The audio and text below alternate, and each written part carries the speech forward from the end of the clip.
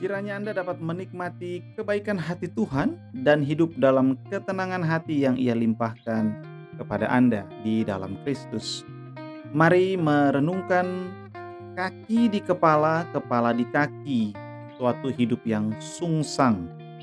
Yesaya 5 ayat 18 sampai 24.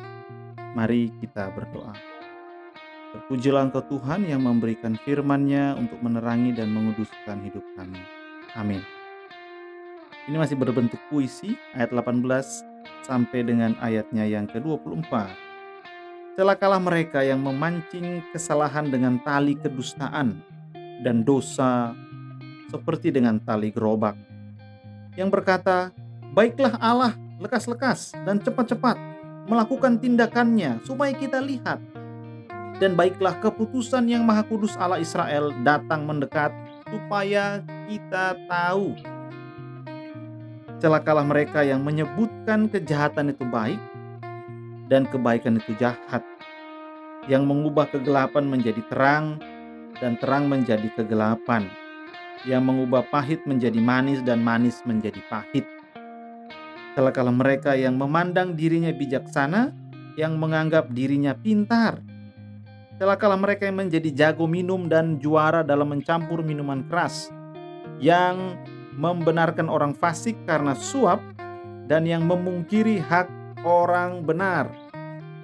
Sebab itu seperti lidah api memakan jerami dan seperti rumput kering habis lenyap dalam nyala api, demikianlah akar-akar mereka akan menjadi busuk dan kuntumnya akan berterbangan seperti abu, oleh karena mereka telah menolak pengajaran Tuhan semesta alam dan menista firman yang Maha Kudus Allah Israel. Ini hidup yang sungsang, kaki di kepala, kepala di kaki. Kenapa?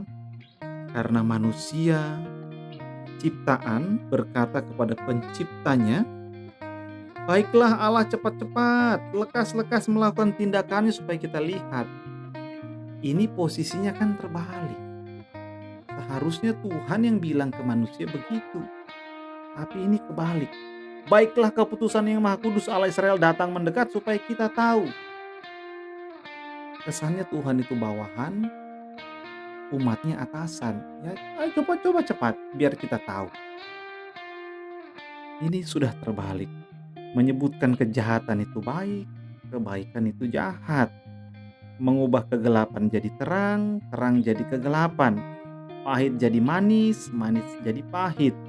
Orang-orang bodoh, orang-orang berdosa, menganggap dirinya bijaksana, menganggap dirinya pintar.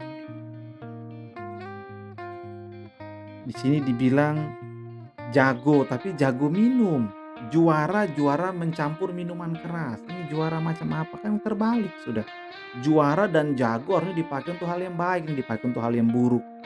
Membenarkan orang fasik. Orang fasik salah dibenarkan. Alasannya sederhana, karena apa? Suap. Memungkiri hak orang benar. Orang benar punya hak, tapi dipungkiri, disangkali, dianggap tidak ada. Ini kebalik sudah. Kenapa begitu? Ya karena dosa. Dosa membuat kehidupan ini jadi terbalik-balik. Kita jadi manusia, kita ini jadi sulit hidupnya. Terang jadi gelap, gelap jadi terang. Hidupnya sudah sungsang. Sebab itu kata Tuhan, seperti lidah api memakan jerami, akar-akar mereka akan menjadi busuk, kuntumnya berterbangan seperti abu. Jadi hidupnya akan sia-sia, akan menguap begitu saja. Alasannya sederhana, karena mereka telah menolak pengajaran, menista firman Tuhan. Ini menunjukkan bahwa orang-orang yang hidupnya sungsang dan terbalik adalah orang-orang yang tidak mau mendengarkan Tuhan, tidak mau diajar oleh hikmat Tuhan. Dosa membuat orang itu tidak mau mendengar firman Tuhan.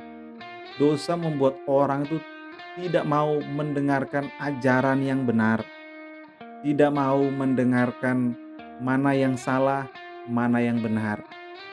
Yang benar disalahkan, ya kan? Yang salah dibenarkan, dirinya sendiri. Ketika dikasih tahu kamu salah, enggak saya benar, sudah sungsang, tidak mau mendengar.